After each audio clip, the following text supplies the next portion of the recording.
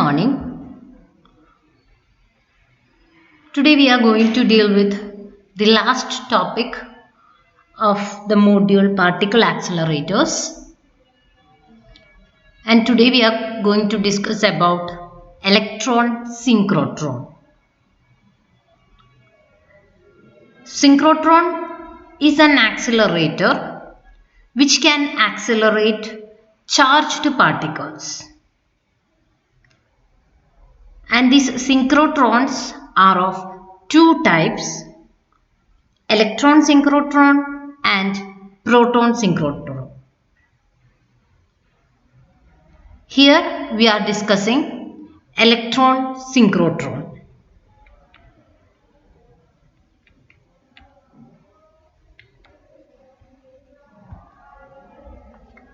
So a synchrotron is a cyclic particle accelerator in which a charged particle is accelerated to very high energies in the presence of an alternating electric field while confined to a constant circular orbit by a magnetic field. So both electric field and magnetic field is used for the charged particle to get accelerated to very high energy.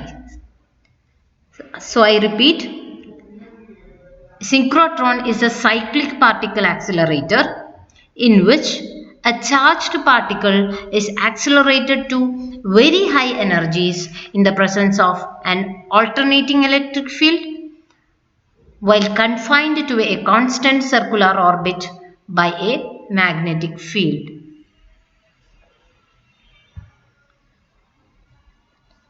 It was Edwin McMillan who constructed the first synchrotron in 1945.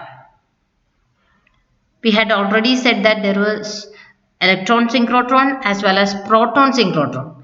Now this first proton synchrotron was designed by Sir Marcus Oliphant and it was built in 1952.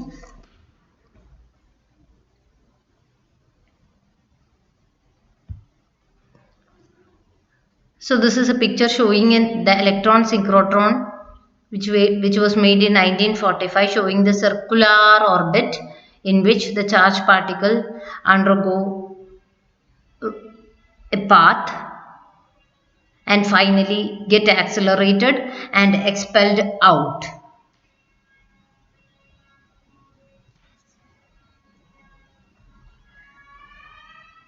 Goward and Barnes, another two physicists, in 1946 in England developed the machine which is known as electron synchrotron.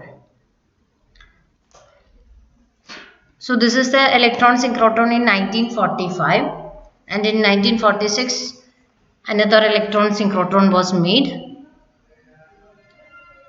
And the name was suggested by, as we had told earlier, Macmillan, because this machine behaves similar to that of a synchronous motor. So that the name electron synchrotron is given to the accelerator.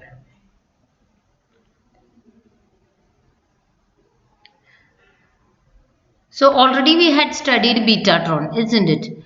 In betatron also there is both electric field as well as magnetic field, and the principle was that the electrons moving in a circular orbit is accelerated by increasing the magnetic flux through the orbit. So that was the principle behind betatron. So we can use this electron synchrotron along with the help of betatron. That means the initial acceleration, that means the initial energy attained by this charged particle is with the help of betatron. Or we can say that the initial acceleration in the synchrotron is produced by betatron principle. That means the changing magnetic field accelerates the circular electrons. So magnetic field is applied so that these electrons are revolving in a circular path. Now this magnetic field is changing so that it accelerates the electron to an initial energy.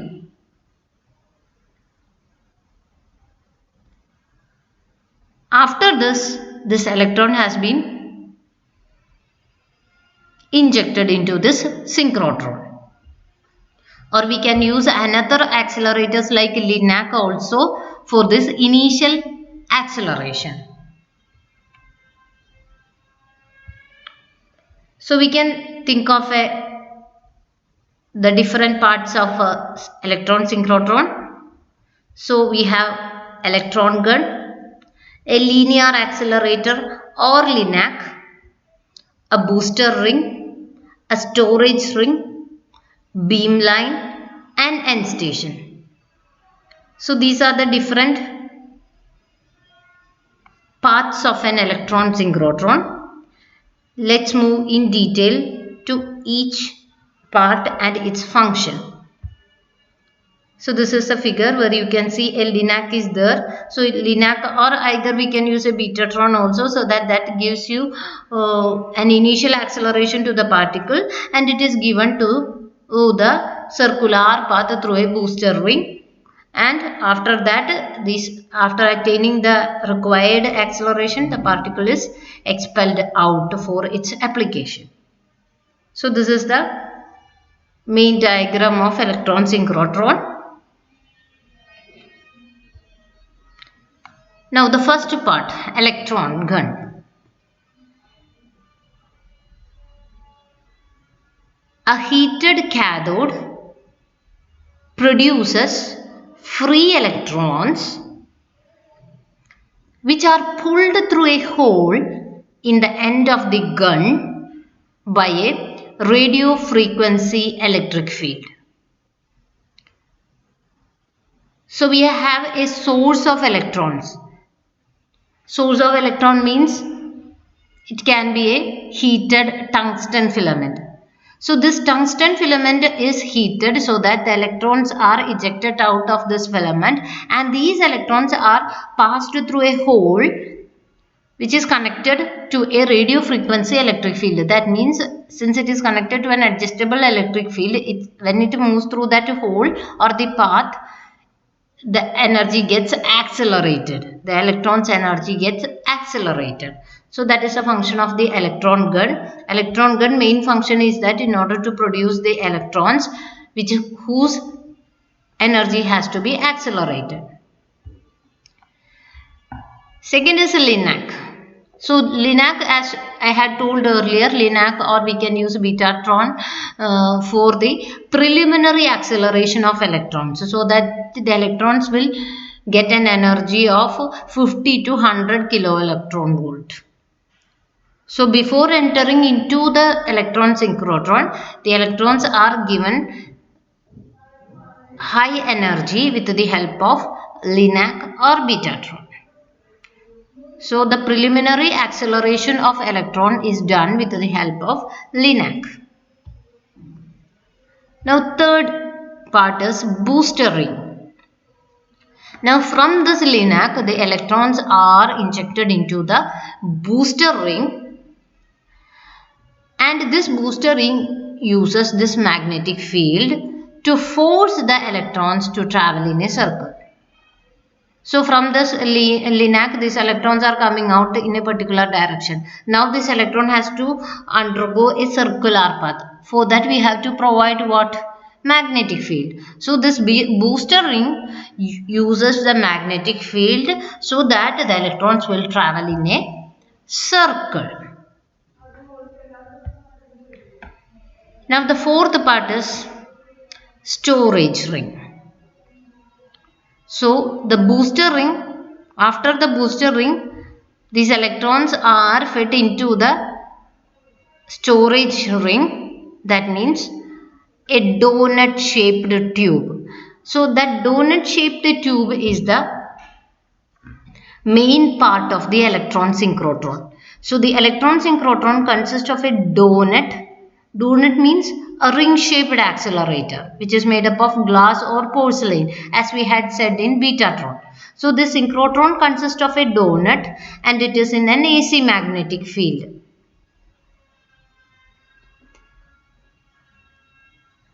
So from this booster ring, the electrons are given into the storage ring, that means the donut shaped tube, and donut shaped vacuum chamber is enclosed in a ring of C-shaped magnet. So in order to produce a magnetic field, the whole apparatus is placed in a magnet which can be a ring of C shape.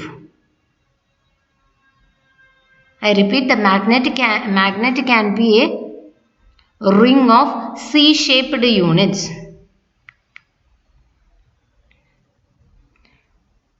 So that is the storage ring, that is the main part of the electron synchrotron, that is a donut tube. That means a ring shaped accelerator tube which is made up of glass or porcelain, and it is placed in magnetic field with the help of magnet, that is a ring of C-shaped units.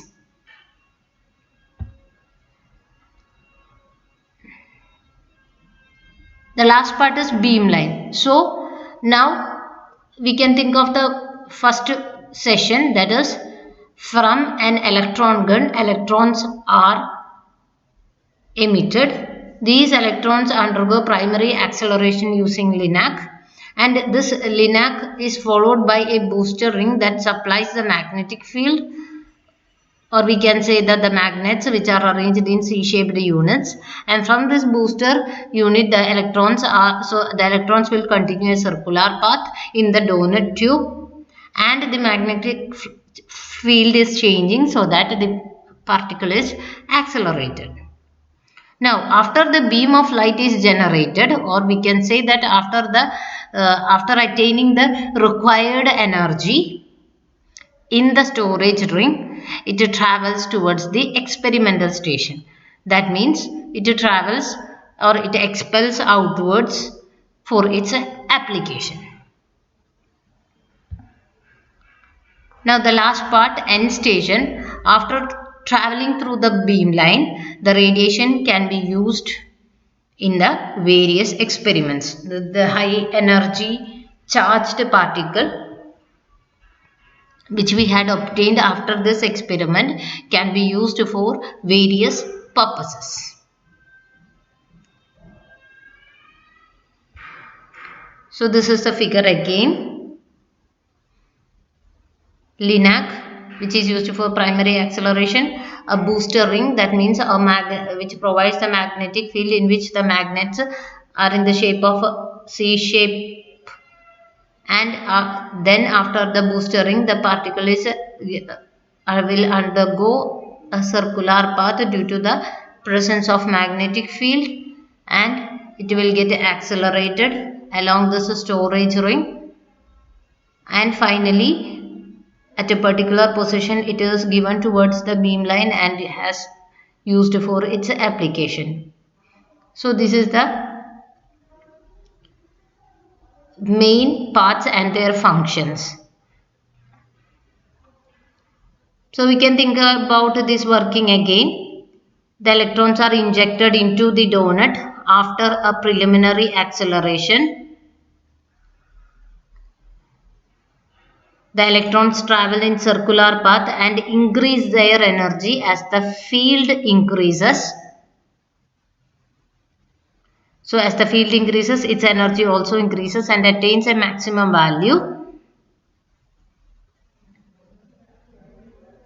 So that is a principle which is based as that of the Betatron also. So after that we are changing the high frequency field so that the electrons will acquire their maximum energy. So by varying both electric field and magnetic field, we can increase the energy of the charged particle. And the upper limit of energy obtained through this synchrotron is about 1500 MeV.